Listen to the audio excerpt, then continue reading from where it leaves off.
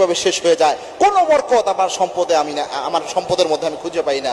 আবার আরেকজন রয়েছে 20,000 টাকা ইনকাম করে, অথচ তার সম্পদের মধ্যে বরকত থাকে। বরকত কিন্তু আল্লাহর দেওয়া দান। আল্লাহ কোনো ব্যক্তির উপর অসন্তুষ্ট থাকলে কোনো কাজের কারণে, তখন আল্লাহ তার ওখান থেকে বরকত উঠায় নেয়। এই জন্য বরকত আল্লাহর কাছে চেয়ে নিতে হয়, আল্লাহর কাছে হালাল রিজিক চাইতে হয়, এমন রিজিক চাইতে হয় যে রিজিকের মধ্যে বরকত রয়েছে।